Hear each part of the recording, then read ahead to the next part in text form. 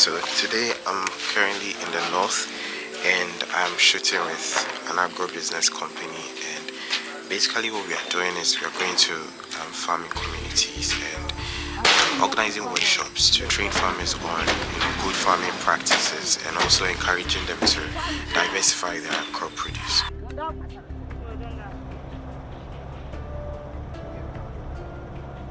All right, as time goes on, or in the near future, as we're already experiencing now, can we actually trace back to having the seeds of these crops? Where do we have these seeds coming from? What our grandfathers, our great-grandfathers were actually doing or cultivating these crops? Can we still say that we have access to these indigenous, the seeds of these indigenous crops as we have it? Now you go to the communities, their production, especially pigeon pea, which we know is very beneficial to our soils. Now you just see that they plant them as what boundary crops, but want to see or want to have these crops being planted, at least some economic value or some economic gains from these crops that can help farmers or support farmers in a way. So we are out now in the various communities. So we're in Gushegu trying to talk to the farmers. We are currently in the Yendi municipality in Pachili. We just arrived in Pachili, where we're going to meet the farmers and then the community members as well, where we can talk to them and see how we bring back the sense of producing or cultivating these indigenous crops from getting extinct. Yeah.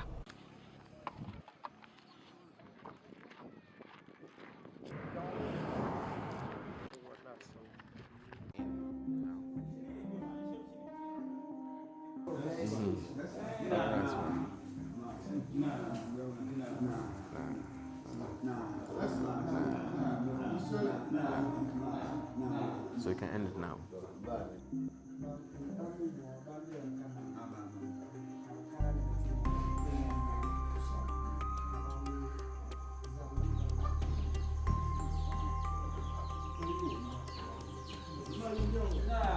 We're just coming out of the Chief Palace. As I said earlier, we just went in to pay a courtesy call on the Chief. Of course, now we have the permission to carry out our meeting, meeting the community to have our workshop. So we have the blessing of the landlord or the chief now. So we're just going to meet the people now for the workshop. Yeah. Good. So as you can see, we have the community already set for us. They are ready to hear whatever information we have brought to them.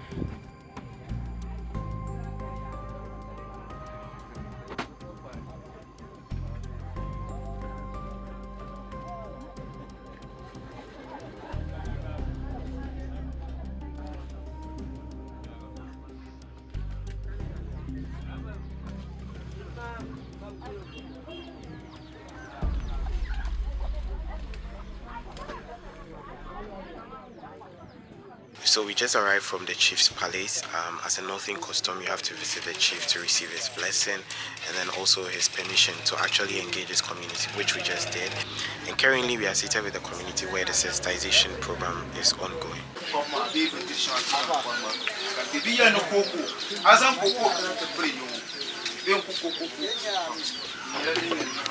I am a retiree, but I have gone into the cultivation of pigeon pea, and I started small this year.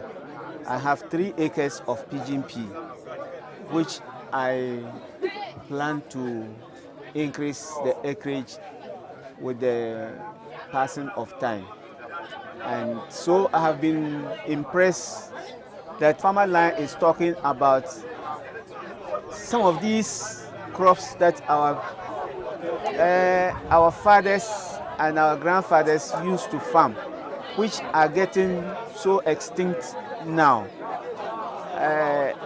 This morning I was just talking about a crop which I was told is called aerial yam.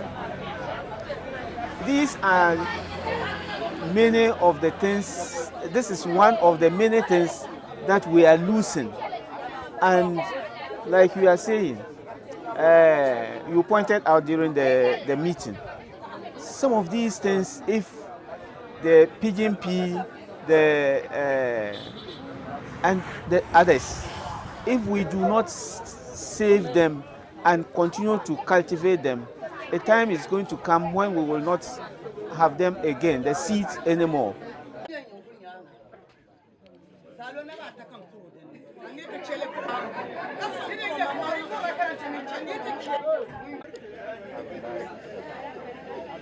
A bowl of pigeon pea is about 30 Ghana cedis. That's and we have 40 bowls in a bag, which means that 40 times 30 will give us 1,200 Ghana cedis. And even if you didn't do maize at all and you have pigeon pea, one bag, you are going to be able to buy a number of bags of maize. And so economically, it's also very good to do. And the sesame, we were told, is a bowl of sesame is 120 cedis. 120, that's 12 million old cedis. So if you should have at least one bag of sesame, you can imagine the number of bags of maize you would buy.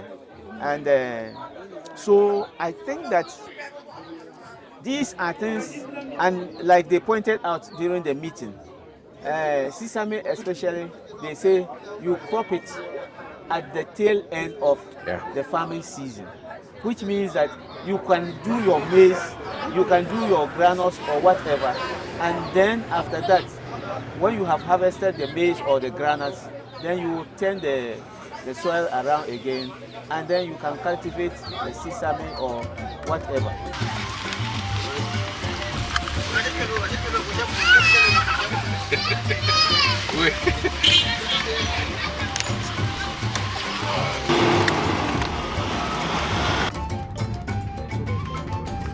First Assemblies of God Church in Ghana.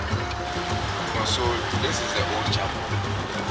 So running up with small hearts and everything.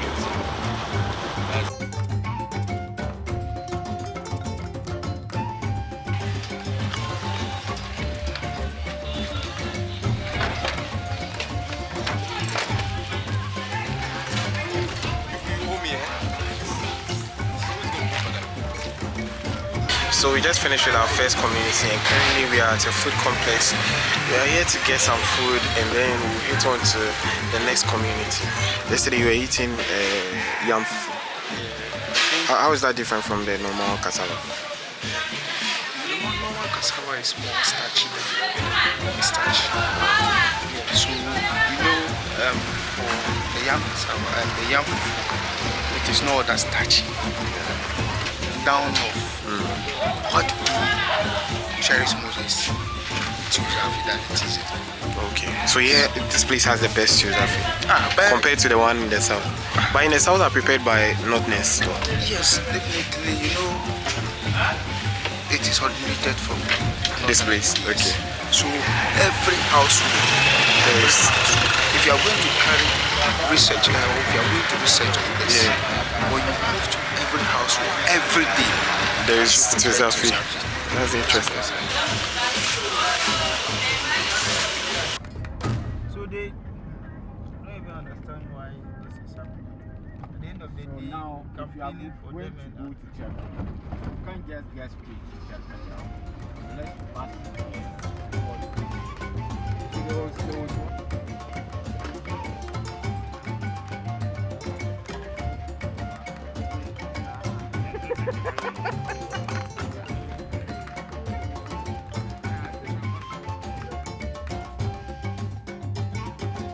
So we are currently in one of the communities that Farmerline is actually sensitizing or passing the information to some of these farmers concerning certain practices that they can adopt in terms of cultivating their farms, and also encouraging them to cultivate their indigenous crops, which most of them are actually moving away from. And from the sessions they've had, one of the things that I've learned is that most of these indigenous crops tend to have like natural pest resistance, so you don't need to apply chemicals or any external preservatives. But this is the case that most of these farmers are actually moving away from that. So what Farmerline is doing is to encourage them, bring the information back to them for them to understand that, this is something that you need to do, or this is something that you need to engage in, because at the end of the day, you want good produce. And then another thing too is that most of these farmers are not selling their stuff, or they don't do the farming for the purpose of making profit. Most of them is just to sort of like feed their immediate community, and then that's it. But then Farmerline is opening them up to business opportunities, making them understand that this is something that you can make money from, and then you can also use that to enhance your life. So yeah, it's an interesting process so far. So how do you think it went? Like the reception? Yeah, I think the reception was good, but there's some few lapses in terms of the turnout. The turnout is affected by, let's say, naming ceremony. The other thing is today is the market day. Then so most of them are they are moved to their farms for harvesting these cash crops, especially the pepper. So because of the market, they have to go to the farm and harvest some, and then they can send that, and then they can sell for the day. So I think that's one of the challenges. And then I think the turnout was good. Most of them expressed that they want to really go into this indigenous crops, but the challenge is they don't know how to go by this. And the other thing is, if we are scaling up, or if we are starting this project, or if we are implementing this, we should make sure that we provide them receipts, and then we provide an officer who can come and then take them through how they can go by this. So they are also saying that we wanted to divert out of what we are promoting indigenous crop, which doesn't need fertilizer and others. But in terms of, let's see, the normal practices, they are using fertilizer and others, which is costly. They will want us to maybe coach them how to prepare compost one day before the season starts. So we are almost at the end of the season. So it seems they are interested. They are interested, very, very interested in that. And then they are saying that whatever we are saying, they have that in mind. But since we are voicing it out to them, it is a plus to them, and then it has even waking them up. It's just like a wake-up call. Yeah. So they will look at it, and then I directed, or I gave them the location where we are located. Yeah. How they can find us, they can call 399. And then most of them are familiar with Tamale. They said they'll be doing a follow-up. So if we are not coming back, they can follow up as to how they can go by this indigenous code. They're giving us food. Okay. So,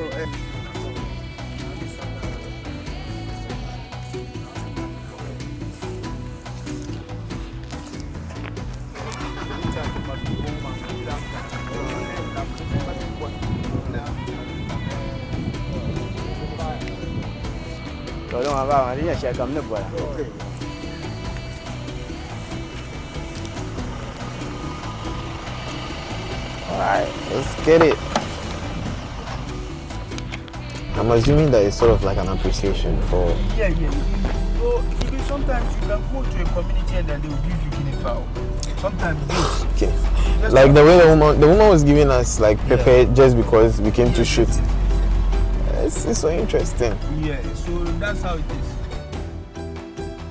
It's been a learning process for me all through since we came on this journey. It's been 2 days of going from one community to another community, trying to learn about their practices, teaching them what they are supposed to know, how they are supposed to do their crops. Many of them, you would think that for those who are in the rural areas, they are maintaining their indigenous, cultural practices in terms of farming. However, the case is that they are actually moving away from it. Many of them are no longer cultivating indigenous crops, which tend to have natural pest resistance. And most of them now are using chemicals to spray their crops, and they are losing on actual nutrients. And Farmerline is doing their best to get the farmers to get back to indigenous cultural practices in terms of cultivating lands, and then also diversify the food produce that they cultivate.